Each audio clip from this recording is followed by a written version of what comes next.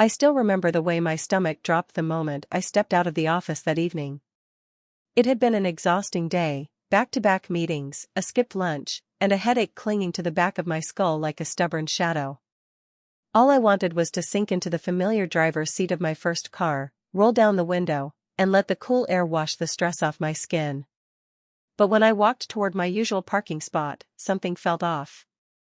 At first, I thought maybe I had misremembered where I parked. Maybe I had been too distracted in the morning. Maybe I was just tired. But the closer I got, the clearer the truth became. My car wasn't there. Just an empty rectangle of asphalt staring back at me. For a long moment, I stood frozen, blinking at the space as if my car might magically appear if I stared hard enough. My breath caught in my chest, and I could feel my pulse hammering in my ears. No. No, no, no. This couldn't be happening. My first instinct was panic. My mind jumped straight to the worst possibilities. Someone stole it, someone broke into it, maybe this was my fault for staying late, maybe I should have left earlier. 1,000 frantic thoughts crashed over each other until my throat felt tight. I fumbled for my phone with trembling hands and tried to breathe. I dialed my parents because in my mind, they were still the people I trusted to calm me down. They were still the ones I believed would help me, guide me, reassure me, even though, deep down, I knew they had never really treated me like the daughter who mattered.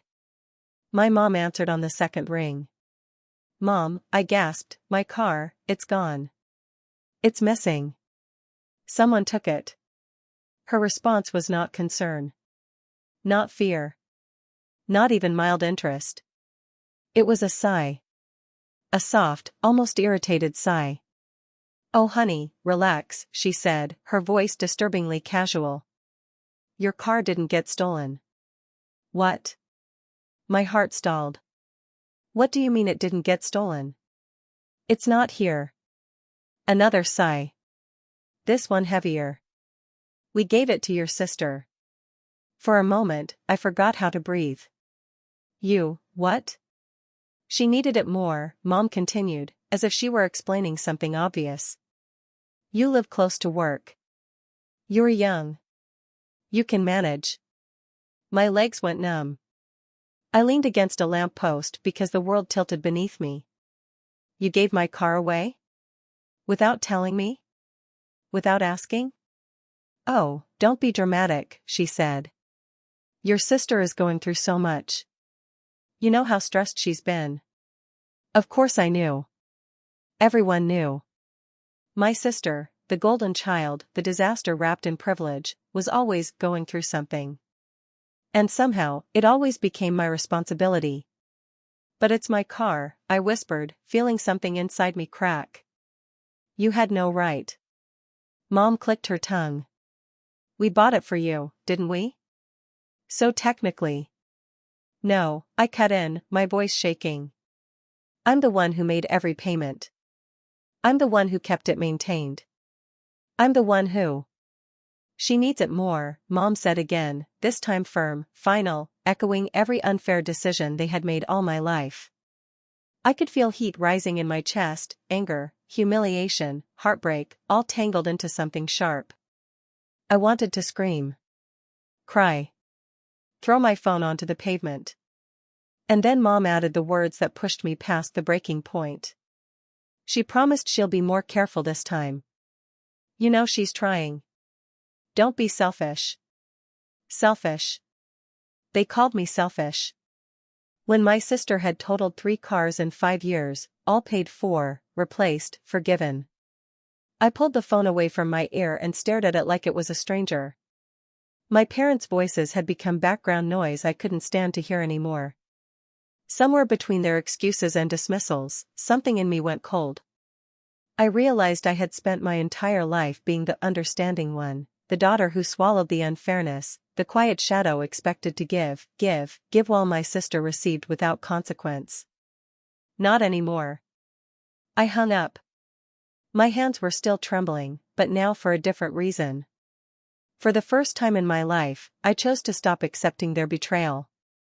I chose myself. And with my voice steady, my jaw clenched, and my heart hardened, I did the one thing my family never expected me to do. I dialed 911. Growing up, I always knew my sister lived in a different world than I did, one where every mistake she made became someone else's problem, usually mine. It wasn't something anyone said directly, it was something that grew in the silence between all the times my parents told me to understand, to be patient, to be supportive because she needed it more. That was their favorite phrase, she needs it more. A phrase that followed me from childhood into adulthood like a chain around my ankle. My earliest memory of the difference between us was when I was 9. She had forgotten her science project at home, again. The teacher scolded her, she cried, and within minutes I was being rushed out of class to give her my project so she wouldn't fail. Mom patted my head. "You're the responsible one," she said. "She's sensitive. She needs more help."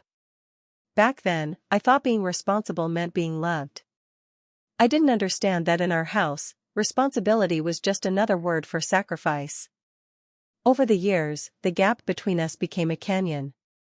She crashed her first car at 18 by texting while driving. Instead of consequences, she got a newer model. When she failed 3 college classes in one semester, my parents blamed the professors for being too demanding. When she maxed out her first credit card, they paid it off and told her to focus on her mental health. Meanwhile, if I slipped up, even a little, my mistakes were magnified. If I asked for anything, I was ungrateful. If I said no, I was selfish. If I showed boundaries, I was cold. I didn't complain. I didn't fight. I thought being good would eventually be enough. But the thing about being the good one is that the more you give, the more people expect. And my parents expected everything. So standing in that empty parking lot, the memory of every time they dismissed me, every time they excused her, every time they took from me to give to her, they all came crashing down like a wave I had ignored my whole life. And the worst part? A piece of me wasn't even surprised. My sister had totaled 3 cars before this one. 3. And each time, there were excuses: the weather was bad, she was stressed, it wasn't her fault, she's trying her best. She always tried her best, even when her best was reckless, careless, and dangerous. She had never earned responsibility because she had never been allowed to feel consequences. So when my parents took the one thing I owned, my car, bought with my own money, maintained with my own paychecks, I realized they didn't see me as an adult. They saw me as a resource. A backup plan. The stable daughter whose stability they felt entitled to consume. The aftermath was immediate. My sister blew up my phone with texts, all sugar-coated and fake sweet. "OMG, thank you for letting me use your car. I really needed RN. I'll take care of it, I promise, LOL. Mom said you were upset? Don't be dramatic. Don't be dramatic." As if losing my car, my mobility, my independence, was nothing more than a mood swing. My parents followed up too. My dad sent a half-hearted message. "Your sister is under a lot of pressure right now. Try to be supportive." Supportive. As if that word hadn't been weaponized against me since childhood. But this time, something in me shifted. The old version of me, the responsible one, the obedient one, the quiet one, began to crumble. I was done being the family's emotional punching bag. I was done letting them take advantage of my silence. I was done watching my sister be rewarded for irresponsibility while I was punished for stability. By the time I got home from work, after taking an Uber I couldn't afford, my decision was already forming in my mind, sharp and clear. I wasn't going to confront them. I wasn't going to argue. Arguments never meant anything in my family. Words were twisted, guilt was weaponized, and somehow I always ended up the villain in narratives they built to protect her. No, this time I would do something they couldn't twist. Something they couldn't ignore. Something that would finally force consequences into a house that had run from them for decades. And that was the moment I silently swore to myself. If they wanted to treat my car like theirs, they were about to deal with the legal reality of what that meant. What they didn't know, what they never thought to learn, was that the car was still in my name. The insurance? Also in my name. And if my sister so much as tapped another bumper, I would be financially responsible. I refused to let that happen. So as I sat alone in my bedroom that evening, scrolling through their guilt-laced, gaslighting messages, I felt a cold calm settle over me. The golden child's protection was about to run out. And I was done being quiet. When I hung up on my mother, my hands were still shaking, but not from fear anymore. This time it was something sharper. Something cleaner. Something I had never allowed myself to feel fully, righteous anger. I sat in my parked Uber long after it dropped me off, gripping my phone so tightly my knuckles turned white. My mind replayed everything, every memory of being overlooked, every moment of being told to be understanding, every sacrifice demanded from me without hesitation. And then the final blow. My parents taking my car and giving it to my sister like it was theirs to distribute. Like I didn't matter. Like I was just a placeholder in my own life. The worst part? They sounded annoyed that I was upset. Annoyed. My sister sent another text while I stared at the wall. By the way, I borrowed it already. Sis, be responsible for once and don't ruin this for me. Responsible for once. From the girl who had totaled 3 cars. I actually laughed, a short, bitter sound that hurt my throat. I opened my phone and scrolled through my documents. Car title, my name. Registration, my name. Insurance, my name. Every payment on record, me, not my parents. For the first time, I realized something important. My family had built an entire system around the assumption that I would never fight back. And that, a lifetime of silence, obedience, giving, was exactly why they expected me to accept this too. But this time, they crossed the only boundary I had left. The one thing I owned. The one thing that symbolized my independence. The one thing I bought with my sweat, my hours, my sacrifices. They took it without permission and handed it to the most reckless person I knew. So I made a decision. Not impulsively. Not emotionally.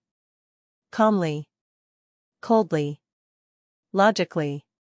The kind of decision someone makes when they're tired of being stepped on. I took a deep breath, exhaled slowly, and pulled up my dial pad. My thumb hovered over the screen for a moment.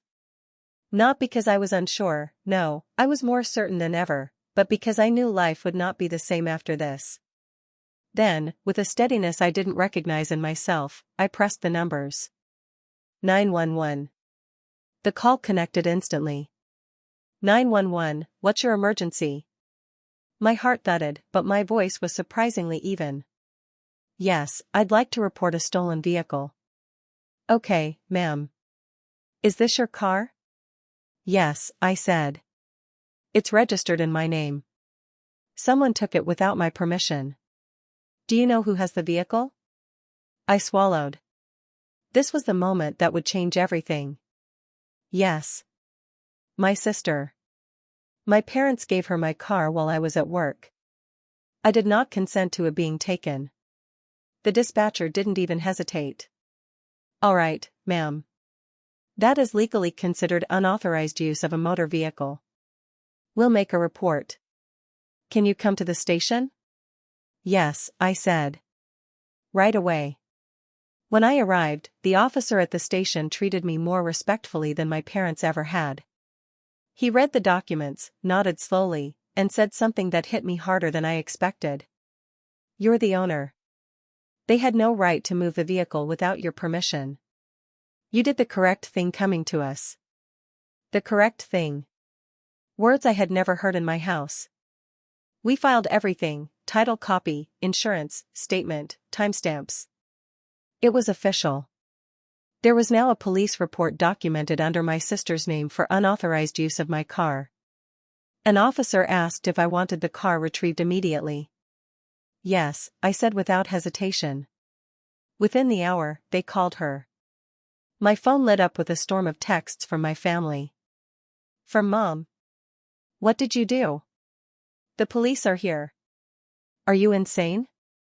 From Dad. You could have handled this privately. You embarrassed us. From my sister. "Oh my God, what is wrong with you? You're ruining my life." For the first time ever, I didn't reply. I stared at their words: manipulation, guilt tactics, entitlement wrapped in outrage, and I felt nothing but clarity. They weren't shocked I filed a report. They were shocked I finally stopped letting them walk all over me. And then, the best message of all came from the officer. "Vehicle has been recovered." Just like that. Something shifted permanently inside me. This was the moment I knew the old version of me had died. The quiet girl. The obedient daughter. The one who carried the weight of the family. She was gone. And in her place stood someone else. Someone who finally understood her own worth. Someone willing to protect herself with actions, not silence. This call didn't just retrieve my car. It reclaimed something much bigger. My power. The next morning felt strangely quiet, as if the world itself was waiting to see what I would do next. My phone was still flooded with messages, angry, frantic, accusatory. But for the first time in my life, those words didn't sink into me like hooks. They bounced off. I had always been the daughter who made everything easy for everyone. The daughter who apologized first. The daughter who softened her voice to avoid conflict. The daughter who swallowed her own pain to keep the peace. But the second the police retrieved my car, something inside me shifted into place like a lock finally clicking shut. My sister had been forced to hand it over in front of the officers, furious, shaking, humiliated. She called me screaming the moment they left her house, her voice trembling with indignation. "You ruined everything," she shrieked.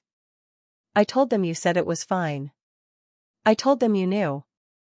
That was the thing about her, she always assumed everyone would believe her lies. Because they usually did. "I never said that," I replied calmly. "And you knew it wasn't yours." "You're so dramatic," she snapped. "Mom said you're overreacting." "Mom also said you'd take care of the last 3 cars," I reminded her.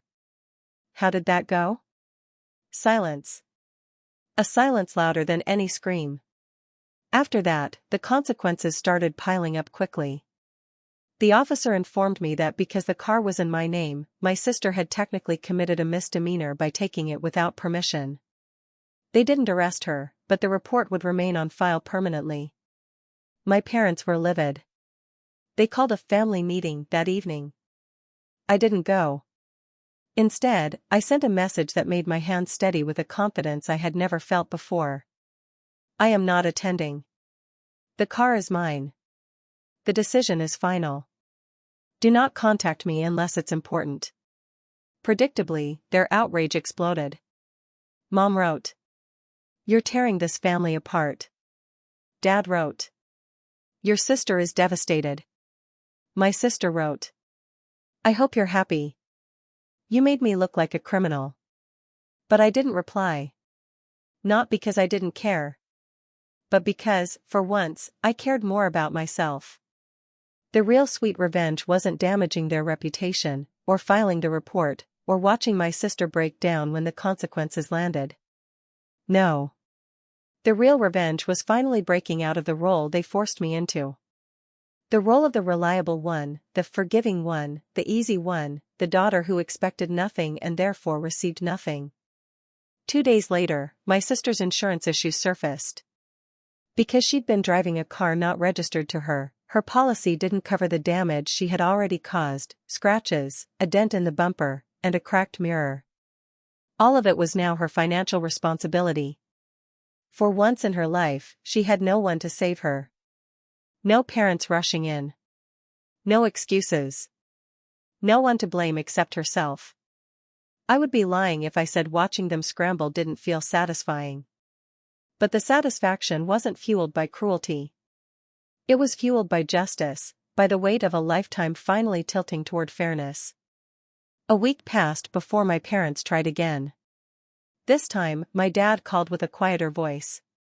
Less anger. More hesitation.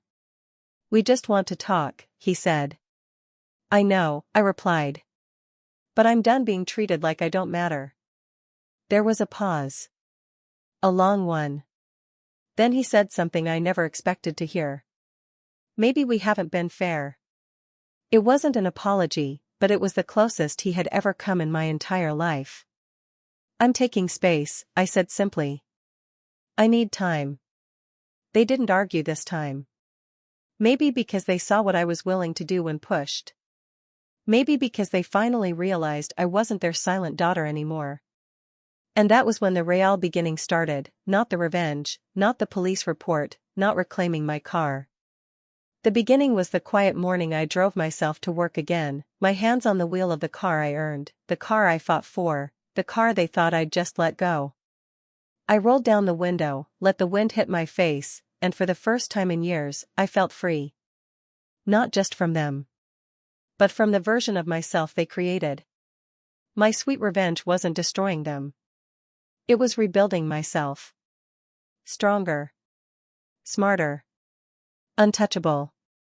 And as I parked, right in my usual spot, I whispered something to myself that felt like a promise and a victory all at once. Never again.